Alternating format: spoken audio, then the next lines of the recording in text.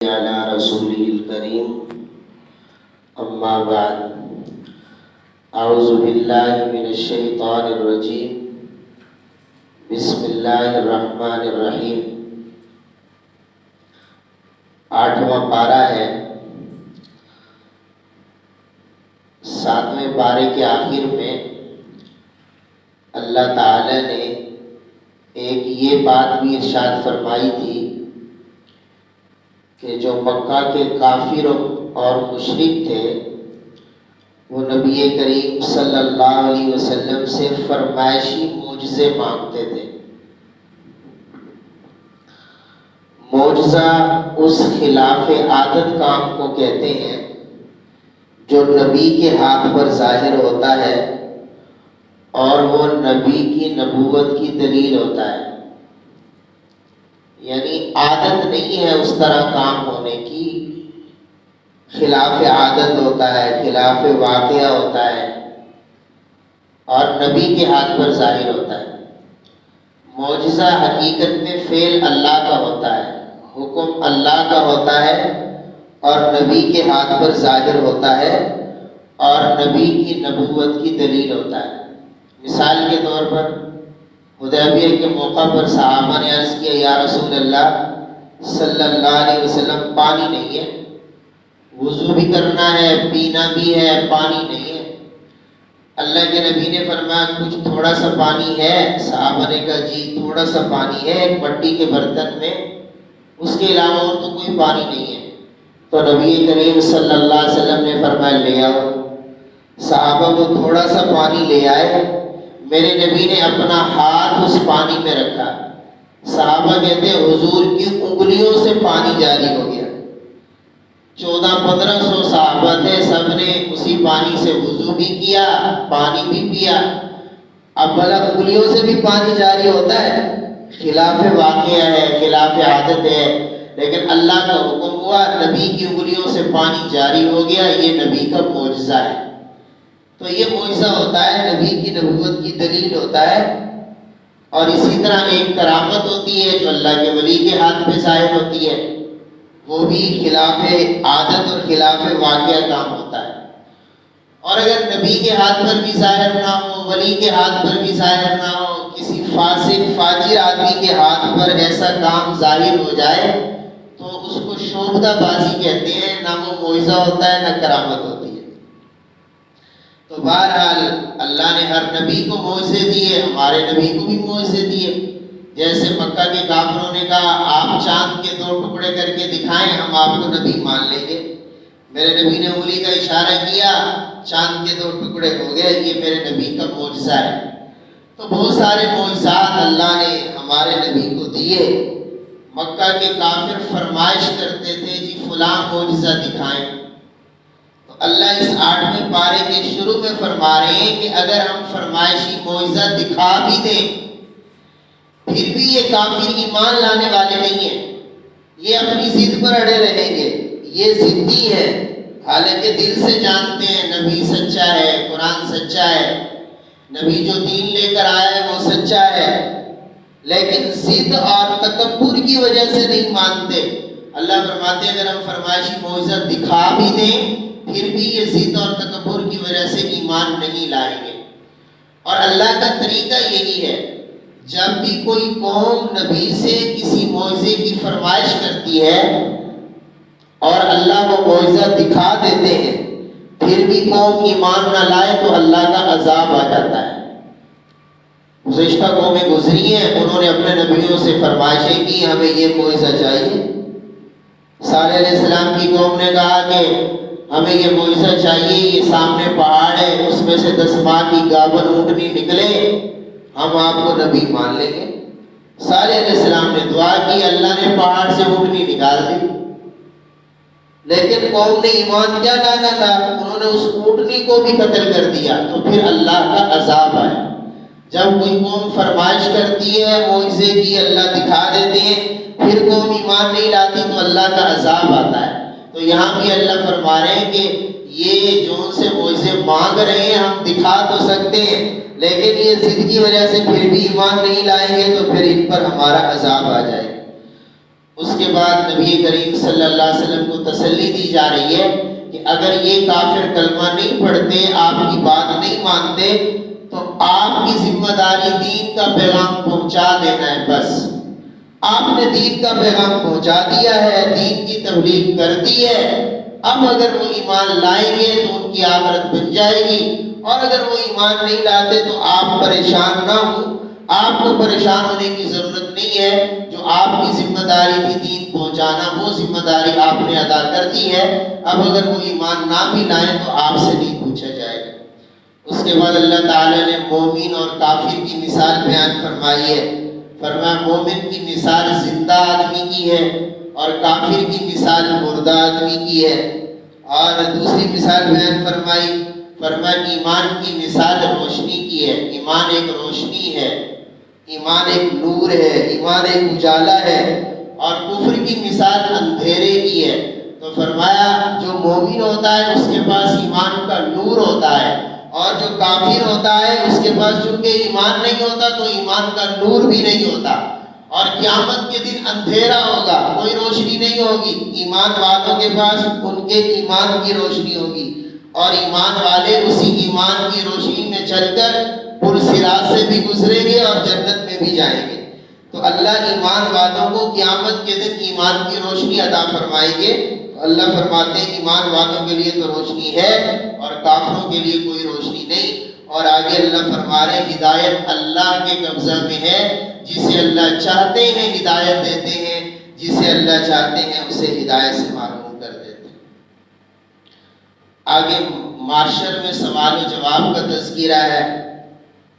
قیامت کے دن اللہ تعالیٰ یہ جتنے کافر اور مجرم لوگ ہوں گے ان سب سے پوچھیں گے کہ تمہیں سمجھانے کے لیے میں نے اپنے نبی نہیں بھیجے تھے دنیا میں نے اپنی کتابیں نہیں اتاری تھی، دین کے علماء نے تمہیں نہیں سمجھایا تھا؟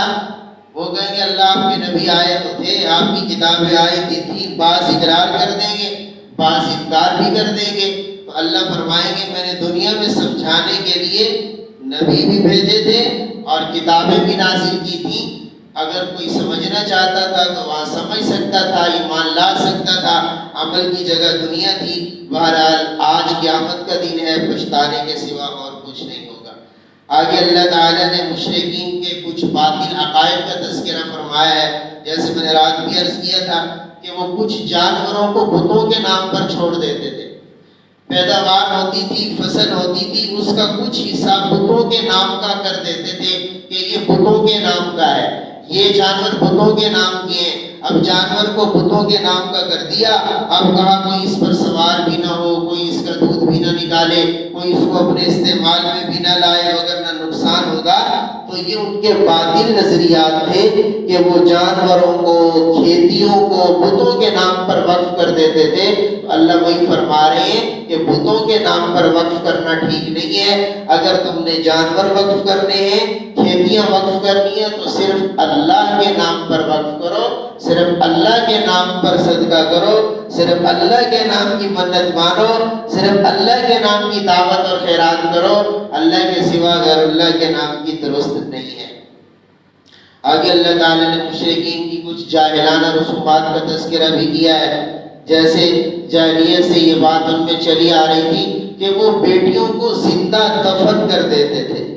تو ہمارا دین آیا، ہمارے نبی آئے تو سمجھایا، فرمایا ظالموں یہ کیا کرتے ہو؟ بیٹیاں تو اللہ کی طرف سے رحمت ہے، بیٹیوں کو دفن نہیں کرنا۔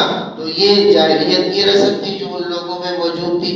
اس طرح اور بھی بہت ساری رسومات تھی، جیسے ابھی میں نے کہا کہ جانوروں کو بتوں کے نام پر چھوڑ دیا کرتے تھے۔ آگے اللہ تعالیٰ نے 8 قسم کے حلال جانوروں کا تذکرہ فرمایا ہے۔ بھیڑ ہے، بکری ہے، اونٹ، گائے، بھینس، یہ مذکر اور مؤنث اگر ان کو ملا دیا جائے یہ جنس ہے تو 8 بن جاتے ہیں۔ تو اللہ فرماتے ہیں یہ چاہے بھیڑ ہے، چاہے بکری ہے، اونٹ ہے، گائے ہے، بھینس بھی گائے کی جنس میں سے ہے، اللہ فرما رہے ہیں یہ جانور تمہارے لیے حلال ہے۔ لیکن کافر کیا کرتے تھے مشرک؟ بعض جانوروں کو اپنی طرف سے حرام کر لیتے تھے۔ مثلا کسی نے کہہ دیا کہ یہ جو اونٹ ہے نا، اونٹ کا گوشت ہمارے لیے حرام ہے، ہم تو اونٹ کا گوشت نہیں کھائیں گے۔ کسی نے کہا یہ جو بھینس ہے نا یہ ہمارے لیے حرام ہے، ہم اس کا گوشت نہیں کھائیں گے۔ تو بعض جانوروں کو وہ اپنی طرف سے حرام کر دیتے تھے۔ تو اللہ یہ فرما رہے ہیں کہ حلال اور حرام کرنے کا اختیار صرف اللہ کے پاس ہے، اللہ کے سوا کسی اور کے پاس اختیار نہیں ہے کہ اپنی مرضی سے جس کو چاہے حلال کر دے اور جس کو چاہے حرام کر دے۔ لہٰذا جن جانوروں کو ہم نے حلال کر دیا ہے وہ حلال ہے، ان کو کھاؤ، اور جن کو ہم نے حرام کر دیا ہے وہ حرام ہے، ان سے بچ جاؤ۔ آگے اللہ تعالیٰ نے یہاں پر اپنے بندوں کو 10 وصیتیں فرمائی ہیں، ان میں سے بعض کاموں کے کرنے کا حکم دیا ہے اور بعض کاموں سے منع کیا ہے۔ پہلی بات یہ ارشاد فرمائی ہے کہ دیکھو اللہ کے ساتھ کسی کو شریک نہ ٹھہرانا، شرک کرنا بہت بڑا گناہ ہے۔ اللہ فرماتے ہیں ہم سب کو معاف کر دیں گے لیکن مشرک کو کبھی بھی معاف نہیں کریں گے۔ تو اللہ یہاں فرما رہے پہلی بات کہ ہمارے حق میں کسی کو شریک نہیں ٹھہرانا، شرک نہیں کرنا۔ دوسری بات ارشاد فرمائی کہ والدین کے ساتھ اچھے سلوک سے پیش آنا، یہاں تک کہ ہمارا دین سکھاتا ہے کہ اگر والدین کافر بھی ہوں پھر بھی دین کے معاملے میں تم نے ان کی بات نہیں ماننی، لیکن بظاہر ان کے کھانے کا بھی خیال رکھنا ہے، ان کے پینے کا بھی خیال رکھنا ہے، ان کی خدمت بھی کرنی ہے اور ان کے ساتھ اچھے سلوک سے بھی پیش آنا ہے۔ تو اللہ نے اپنے حق کے بعد والدین کا حق بیان فرمایا ہے کہ والدین کے ساتھ اچھے سلوک سے پیش آنا۔ تیسری بات یہ ارشاد فرمائی کیونکہ جاہلیت کے زمانہ میں لوگ فقر و فاقہ کے ڈر سے اپنے بچوں کو قتل کر دیا کرتے تھے۔ آج بھی کبھی کبھی یہ واقعہ سننے میں آتے ہیں کہ والدین نے بھوک اور پیاس کی وجہ سے، فقر و فاقہ کی وجہ سے اپنے بچوں کو قتل کر دیا ہے، اپنے بچوں کو مار دیا ہے، تو یہ بھی بہت بڑا گناہ ہے۔ اللہ فرماتے ہیں فقر و فاقہ کی وجہ سے اپنی اولاد کو قتل نہ کرو، جب پیدا ہم نے کیا ہے تو رزق کی ذمہ داری بھی ہم نے اٹھائی ہے، ہم کسی کو بھوکا نہیں ماریں گے، جب ہم نے پیدا کیا ہے تو ہم رزق بھی ضرور عطا فرمائیں گے۔ اس کے بعد اللہ تعالیٰ فرما رہے بے حیائی کے کاموں سے بچ جاؤ، برے کاموں سے بچ جاؤ۔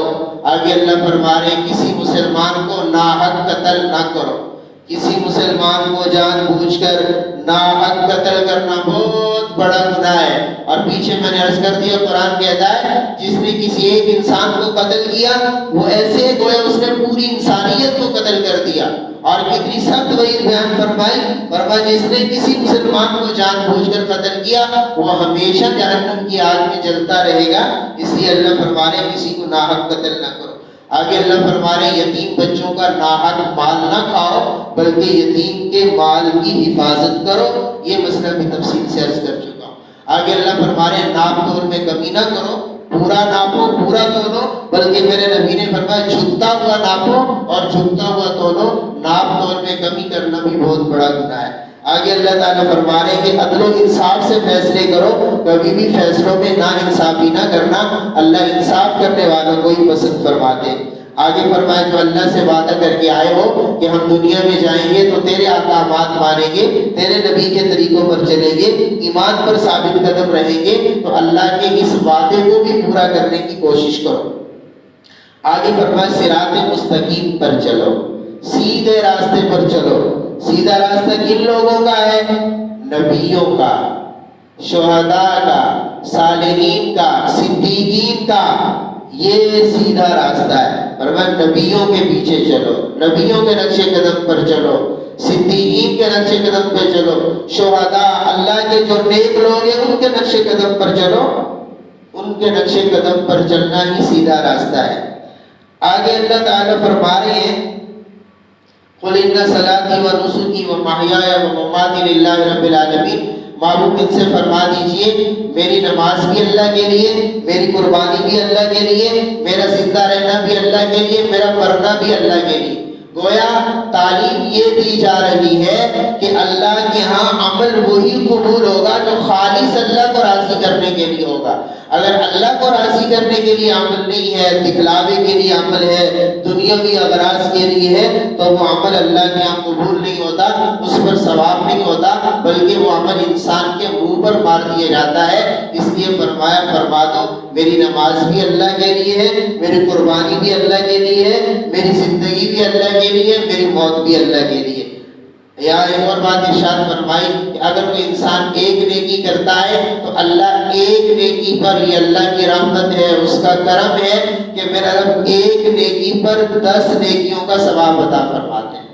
اور اگر کوئی ایک گناہ کرتا ہے تو ایک گناہ پر ایک گناہ ہی لکھا جاتا ہے، ایک سے زائد گناہ نہیں لکھے جاتے، لیکن اللہ کی رحمت ہے گناہ ایک لکھا جاتا ہے لیکن نیکی انسان ایک کرتا ہے، اور ایک نیکی پر میرا رب 10 نیکیوں کا ثواب عطا فرماتے ہیں۔ اور بعض جگہوں پر فرمایا 70 نیکیوں کا، بعض جگہوں پر فرمایا 700 نیکیوں کا۔ اور جیسے رمضان ہے، ابھی ہم نے تراویح پڑھی ہے، تراویح میں 40 سجدے ہیں، اللہ ایک سجدے پر 1500 نیکی عطا فرماتے ہیں۔ میرے نبی نے فرمایا 40 سجدوں پر میرا اللہ 60,000 نیکی عطا فرماتا ہے۔ اور رمضان ہے، فرمایا نفل پڑھو فرضوں کے برابر ثواب، ایک فرض پڑھو میرا رب ایک فرض پر 70 فرضوں کا ثواب عطا فرماتا ہے۔ تو یہ میرے رب کی رحمت ہے جو یقیناً انسان کے بخشنے کا بہانہ ہے۔ آگے سورہ اعراف شروع ہو رہی ہے، یہ بھی مکی صورت ہے، اس میں 206 آیات ہیں۔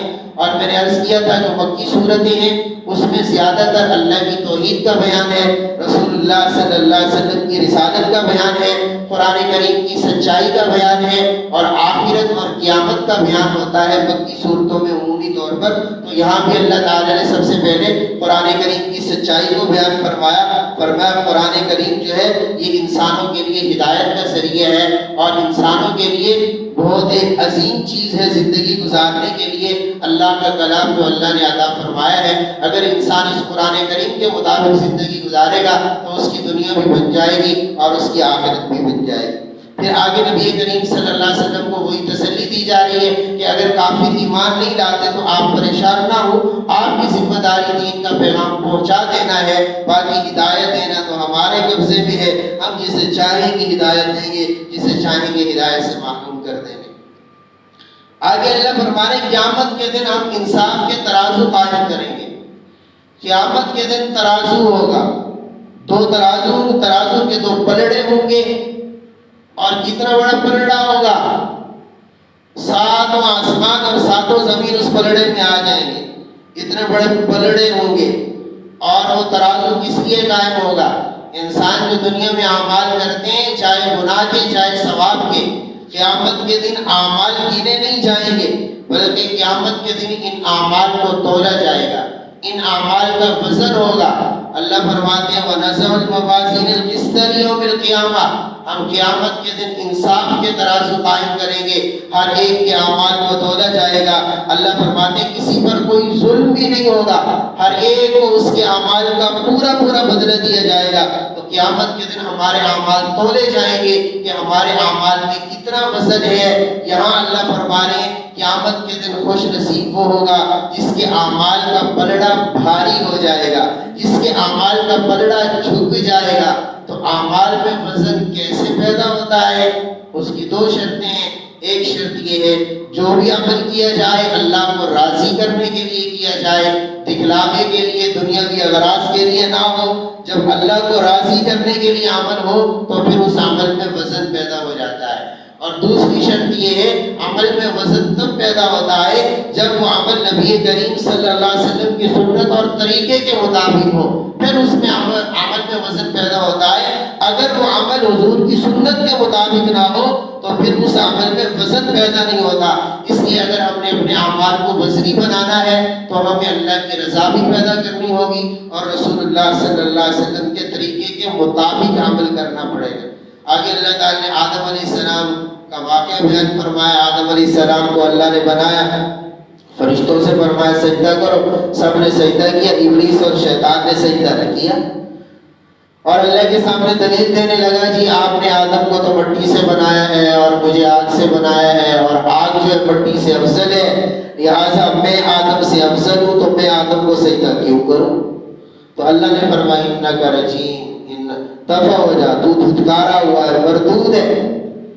جب یہ نکلنے لگا، چاہے شیطان تھا، اس کو پتہ تھا میں دھتکار دیا گیا، لیکن پھر بھی اس کو پتہ تھا کہ جو کچھ بھی مانگوں نا اللہ کی دربار سے ملتا ہے۔ اس نے کہا اللہ میں جا تو رہا ہوں، آپ نے مجھے دھتکار دیا ہے، لیکن آپ ایسا کریں مجھے قیامت تک کے لیے مہلت دے دیں، میں زندہ رہوں۔ اللہ نے فرمایا جا، تجھے قیامت تک کے لیے مہلت ہے۔ علماء فرماتے ہیں اگر یہ اللہ سے اس وقت بھی معافی مانگ لیتا تو اللہ اسے معاف کر دیتے، لیکن اس نے اللہ سے معافی نہیں مانگی، تکبر میں آ گیا تھا نا۔ تکبر تو اللہ کو بالکل پسند نہیں ہے، کہتا تھا میں آدم سے افضل ہوں، تکبر میں آ گیا، اللہ نے اس کو دھتکار دیا، فرمایا جا قیامت تک کے لیے تجھے مہلت ہے۔ پھر اس نے اللہ سے کہا مجھے قیامت تک کے لیے آپ نے مہلت دی ہے، اب میں آپ کے بندوں کو گمراہ کرتا رہوں گا، میں ساری زندگی یہی کام کروں گا۔ اللہ نے فرمایا چلو ٹھیک ہے جا، تو بھی اپنا کام کر، مجھے بھی اپنی عزت کی قسم ہے، پہلے تو جو میرے بندے ہوں گے وہ تیری باتوں میں آئیں گے نہیں، لیکن اگر میرے بندے تیری باتوں میں آ بھی جائیں گے تو پھر مجھے اپنی عزت کی قسم ہے اگر میرے بندے گناہ کر کے میری دربار میں آئیں گے، توبہ کرتے جائیں گے، میں ان کے گناہوں کو معاف کرتا جاؤں۔ تو شیطان بھی اللہ کو دھمکی دے کر آیا ہے، لیکن اللہ نے بھی فرما دیا ہے جا میرے بندوں کو گمراہ کر لے، جب تک میرے بندے توبہ کرتے رہیں گے میں بھی ان کے گناہوں کو معاف کرتا رہوں گا۔ تو توبہ اتنا عظیم تحفہ اللہ نے ہمیں دیا ہے۔ آخری 2-3 باتیں ختم کر رہا ہوں۔ آگے اللہ تعالیٰ نے لباس کا تذکرہ فرمایا، یہ لباس بھی اللہ کی بہت بڑی نعمت ہے جو ہم لوگوں نے پہنا ہوا ہے۔ تو یہاں اللہ تعالیٰ نے 3 طرح کے لباس کا تذکرہ فرمایا۔ ایک تو وہ لباس ہے جس سے آدمی اپنا بدن چھپاتا ہے، اپنا سطر چھپاتا ہے، اپنا جسم چھپاتا ہے، تو اتنا لباس کو پہننا فرض ہے کہ جس سے آدمی کا سطر چھپ جائے۔ تو اللہ نے ایک تو اس لباس کا تذکرہ فرمایا ہے کہ کچھ لباس ایسے ہیں جن سے تم اپنے جسموں کو ڈھانکتے ہو، اپنا سطر چھپاتے ہو، اپنا جسم چھپاتے ہو۔ دوسری قسم کا لباس گرمی اور سردی کا ہے۔ گرمی کا لباس اور ہوتا ہے، سردی کا اور ہوتا ہے۔ سردیوں میں موٹا لباس پہنا جاتا ہے اور گرمیوں میں باریک لباس پہنا جاتا ہے، اس کا ذکر ہے۔ یہ تو ہے ظاہری لباس، اور یہاں اللہ نے ایک باطنی اور معنوی لباس کا بھی تذکرہ فرمایا ہے۔ فرمایا لباس التقویٰ، وہ باطنی جو لباس ہے وہ تقویٰ کا لباس ہے۔ فرمایا تقویٰ کا لباس تمہارے لیے بہتر ہے، اور تقویٰ کا لباس یہ ہے کہ دل میں اللہ کا ڈر پیدا ہو جائے۔ جب دل میں اللہ کا ڈر پیدا ہو جاتا ہے پھر انسان گناہوں سے بچتا ہے، نیک اعمال کی کوشش کرتا ہے۔ تو اللہ کا ڈر ایک دل میں ہوتا ہے، اور دل ایک چھپی ہوئی چیز ہے، اس لیے یہ معنوی لباس ہے۔ اور معنوی لباس کیا ہے کہ ہماری زندگیوں میں تقویٰ پیدا ہو جائے، اور اللہ فرما رہے ہیں یہ جو تقویٰ ہے یہ تمہارے ظاہری لباس سے بھی بہت بہتر ہے۔ آگے اللہ تعالیٰ نے اصحاب اعراف کا تذکرہ فرمایا۔ دیکھیں ایک تو ہے جنت، ایک ہے جہنم۔ جنت اور جہنم کے درمیان میں ایک دیوار ہے، اس دیوار کا نام اعراف ہے،